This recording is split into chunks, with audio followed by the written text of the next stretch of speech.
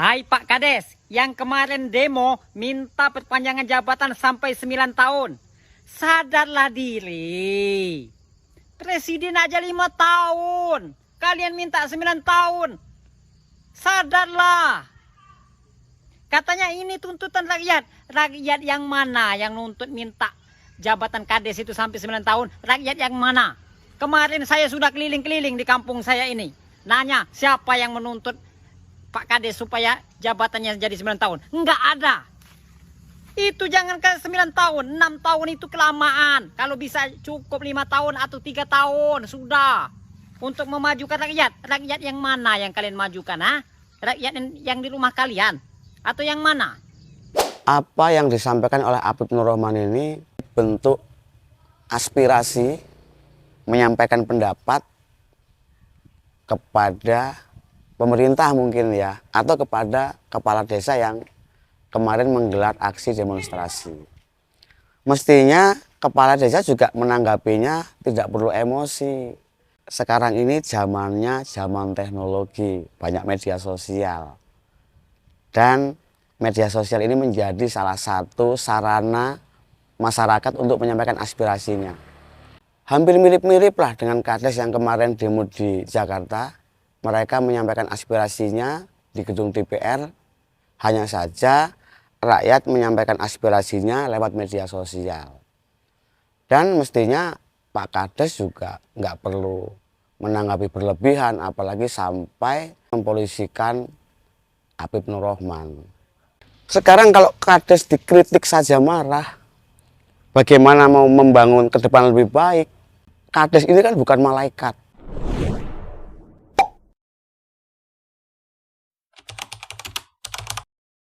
Saya ingin berbagi pengalaman ketika saya datang di suatu desa, di sebuah daerah yang jauh dari perkotaan. Desa ini warganya sangat rukun, guyup, gotong royongnya juga sangat luar biasa sekali. Saya bisa katakan desa ini adalah miniaturnya Indonesia. Toleransi masyarakatnya di situ sangat tinggi.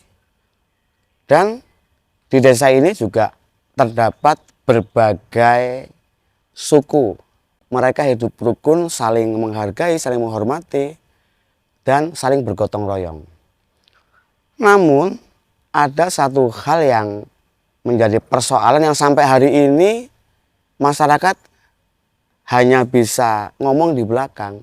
Memang sih selama ini program dana desa itu berjalan. Ada pembangunan seperti pengaspalan jalan, terus membuat taman, terus memperbaiki sarana olahraga, lapangan olahraga. Ada juga membuat satu tempat wisata religi di situ ya. Kalau dihitung-hitung dari jumlah anggaran dana desa yang turun setiap tahunnya itu tidak sebanding dengan realisasi pembangunan yang ada. Nah, oleh warga ini dicurigai ada penyelewengan dana desa. Karena pada saat awal menjadi kepala desa, si Kades ini rumahnya masih ngontrak. Dan sekarang sudah punya rumah sendiri, menjadi bagus rumahnya. Bahkan bisa membeli tanah, membuat rumah juga untuk anak-anaknya. Warga tidak terlalu mempermasalahkan terkait realisasi dana desa itu. Karena seperti saya katakan tadi bahwa warga di desa itu sangat menjunjung toleransi, saling menghargai, saling menghormati, dan takut menyakiti orang lain.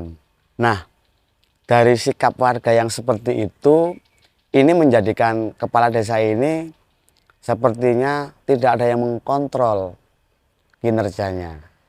Saya ingin menarik benang merah dari apa yang dialami oleh Apip Nur Rahman, seorang warga di Bengkulu yang akan dipolisikan oleh Kadesnya karena mengkritik aksi demo permintaan perpanjangan jabatan 9 tahun kepala desa. Tidak kita pungkiri, banyak kok oknum kepala desa yang melakukan penyelewengan dan melaksanakan tugasnya itu tidak sesuai dengan apa yang mestinya ia laksanakan. Contoh, melakukan pungli PTSL, melakukan pungli-pungli lainnya, jadi calo jual beli tanah, belum lagi penyelewengan dana desa. Dan ada juga loh oknum kades yang setelah ia dilantik, kawin lagi, bahkan ada yang ngerebut istri orang. Ada juga yang digerebek di hotel dengan perempuan yang bukan istrinya. Oknum kades yang seperti ini, itu kan mencoreng nama baik kades-kades yang lain. Ada juga oknum kades yang melakukan tindakan korupsi dana desa digunakan untuk berfoya-foya dengan perempuan malam. Nilainya nggak main-main nih, 500 juta. Berikut ini adalah kepala desa aktif di Desa Kertapati, Kabupaten Bengkulu Tengah.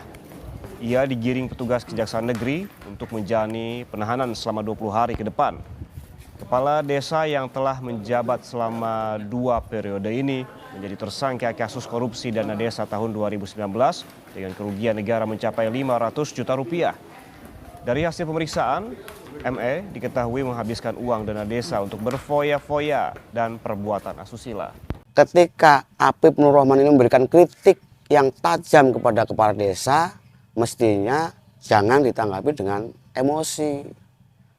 Ya, anggap saja ini sebagai kritik dari masyarakat yang ingin meluruskan kepala desanya menjadi kepala desa yang baik dan sesuai dengan harapan masyarakat.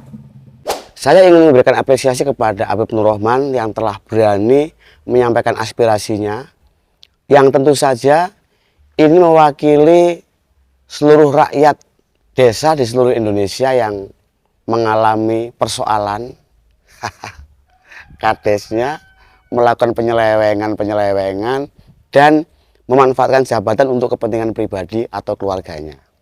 Termasuk masyarakat di desa yang saya sebutkan tadi, yang saking toleransinya mentolerir oknum kepala desanya yang diduga mencopet dana desa untuk kepentingan diri dan keluarganya. Saat ini lebih dari 600 oknum kepala desa yang diduga telah melakukan penyelewengan dana desa. Dan benar juga sih apabila jabatan kepala desa ini diperpanjang sampai 9 tahun, tidak menutup kemungkinan ini akan memperpanjang praktek korupsi yang dilakukan oleh oknum kepala desa. Tapi tidak semua kepala desa juga melakukan hal itu ya. Banyak juga kepala desa yang baik, bahkan berani mengorbankan materinya demi untuk masyarakat. Permintaan perpanjangan 9 tahun masa jabatan ini juga menimbulkan banyak pertanyaan. Ada apa? Dan ada juga loh proses pemilihan kepala desa yang calon kepala desanya mengeluarkan uang sampai ratusan juta bahkan miliaran demi untuk mendulang suara dan melakukan praktek money politik hanya untuk jabatan kepala desa. Ironis juga sih, ingin jadi kepala desa sampai mengeluarkan uang ratusan juta hingga miliaran rupiah. Dan itu hanya untuk jabatan kepala desa.